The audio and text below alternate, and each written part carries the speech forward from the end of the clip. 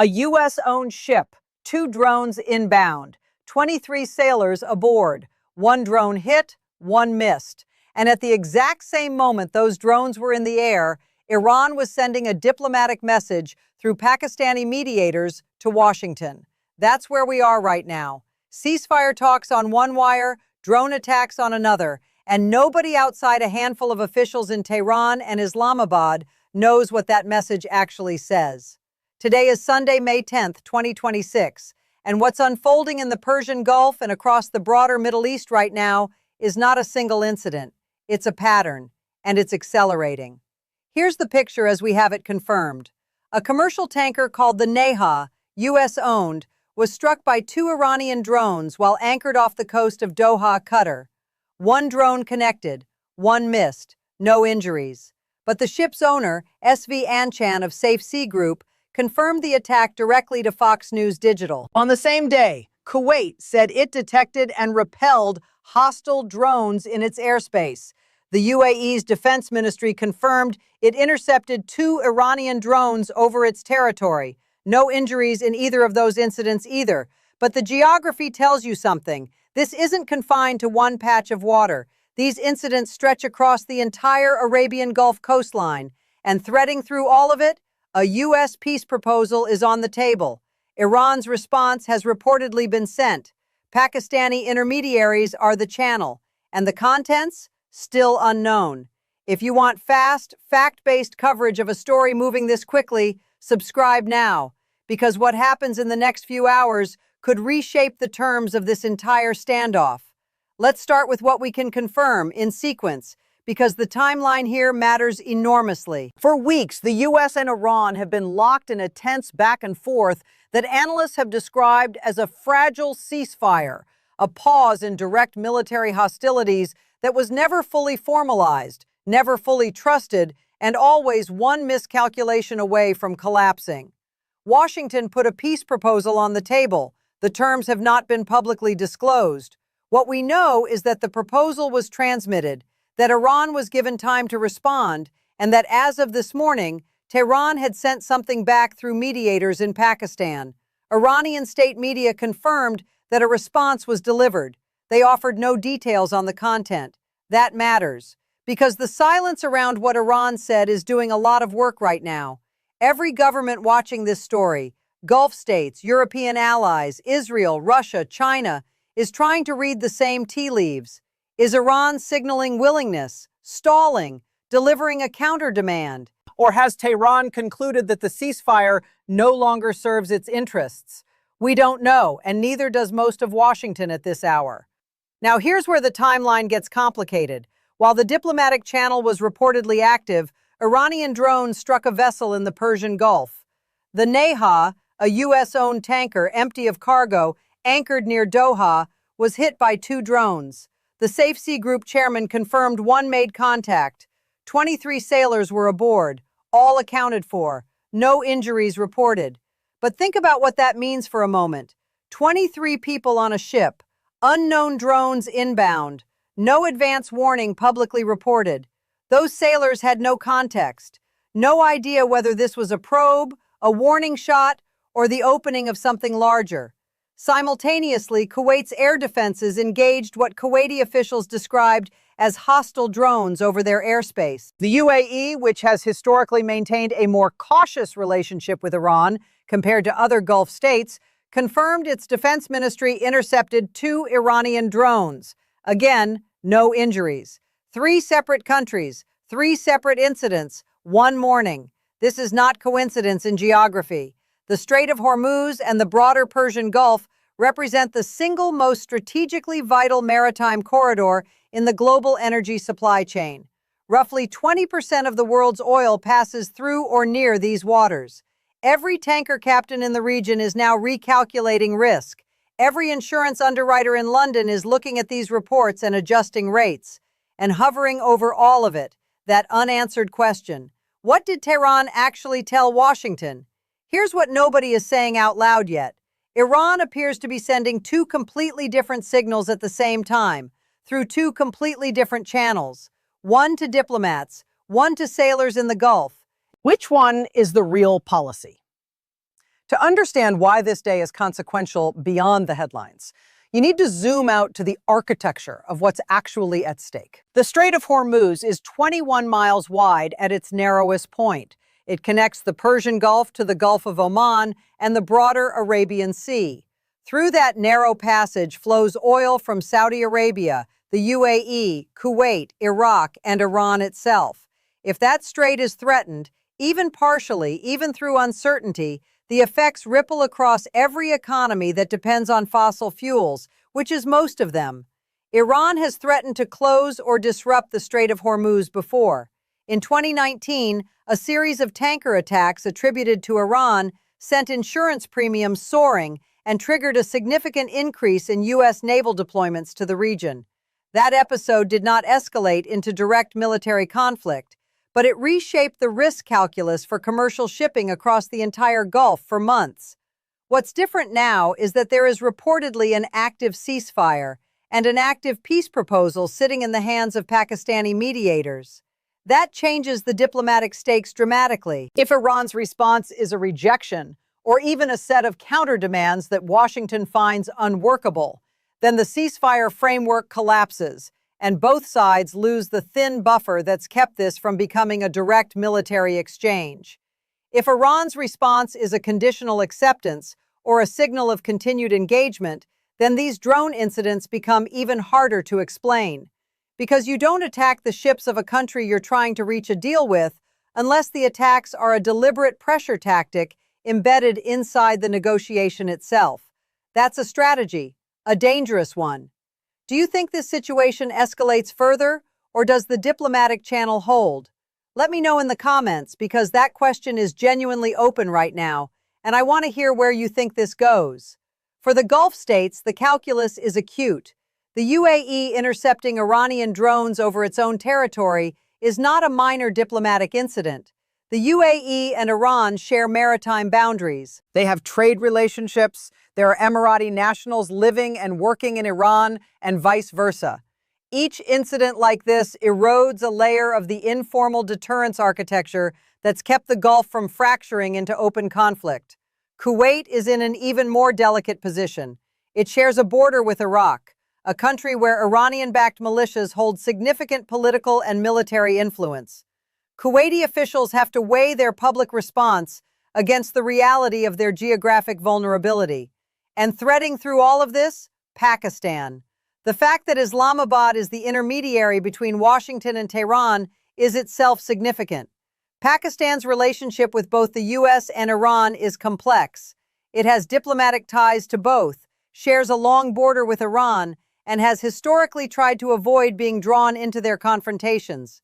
The decision to use Pakistan as a channel suggests neither side wanted to use a more conventional diplomatic route. That's either a sign of flexibility or of how fragile the entire arrangement is. Here's the detail that's easy to miss in all the breaking updates. The Neha, the ship that was struck, was empty, no cargo aboard. An empty tanker anchored near Doha is not a strategic military target. Striking it achieves no tactical disruption of energy supply, no economic choke point. What it does is demonstrate capability, intent, and reach on a day when Iran's diplomatic response to Washington was in transit.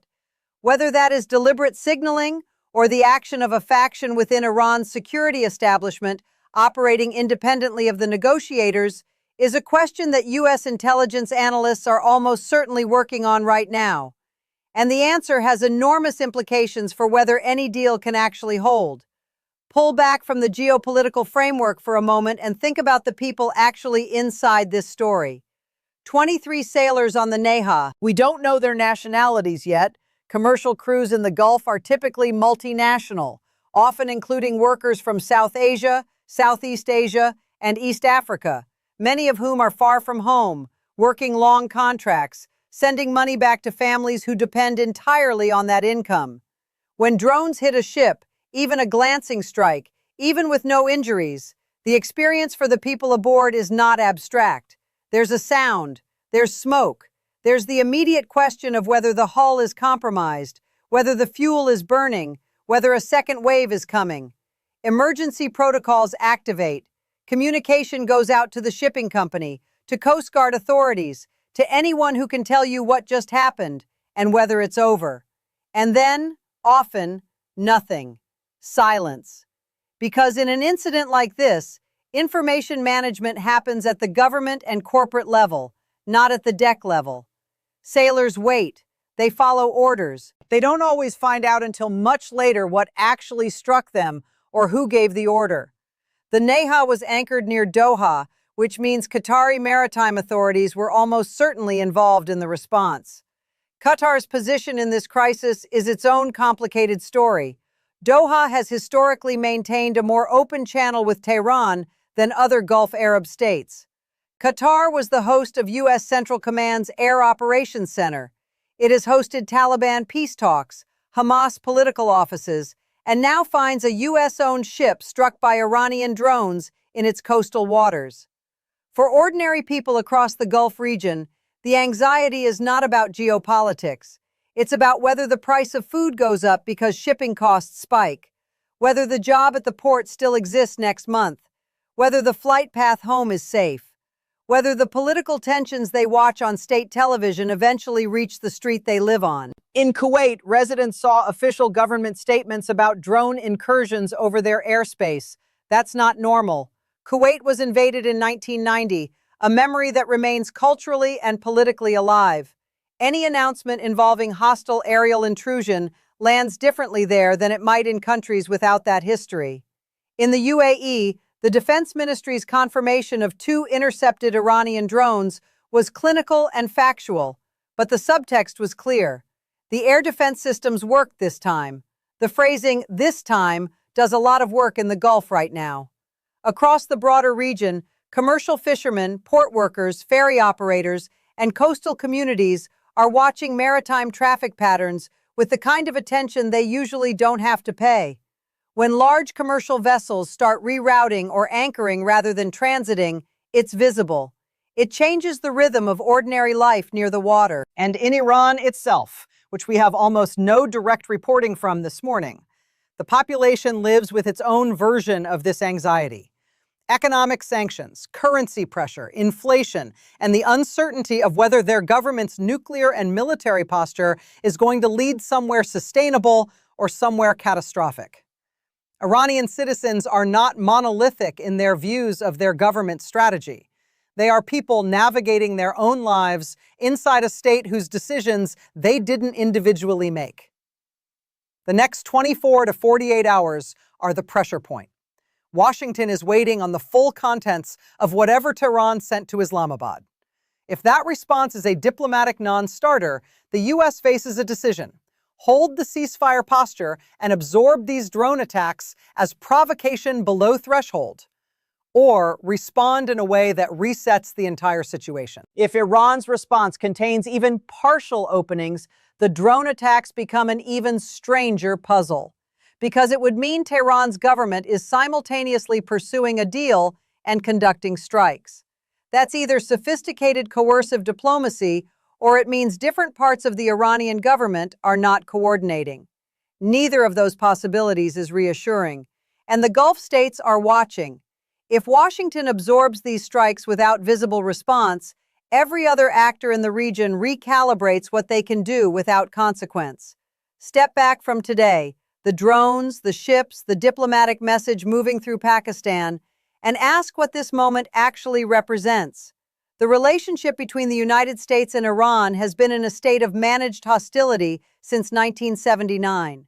47 years. In that time, there have been proxy conflicts, sanctions regimes, assassination attempts, nuclear negotiations that succeeded partially and failed partially, and an unbroken thread of mutual distrust that has never fully resolved. Every administration in Washington has had to decide what to do with Iran. Most have found that neither maximum pressure nor diplomatic engagement produces clean outcomes. Iran is too large, too internally complex, too embedded in regional politics, and too committed to its nuclear program to simply respond in predictable ways to American policy levers.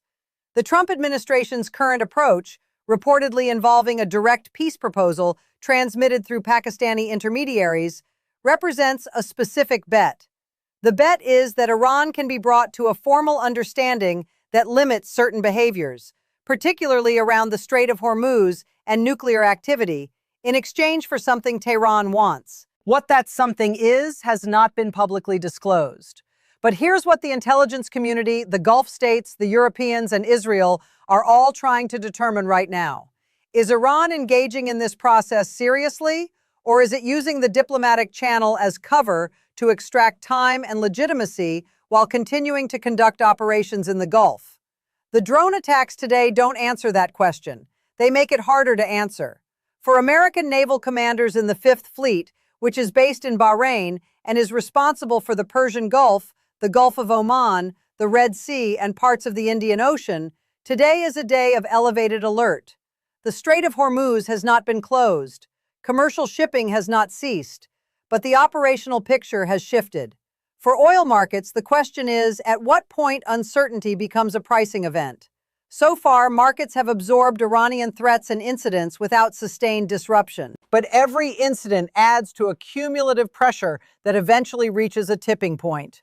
For the 23 sailors on the Neha, for the port workers in Kuwait City, for the families of Iranian citizens who don't know what their government just told Washington, this is not an abstraction. It's the air they're breathing right now.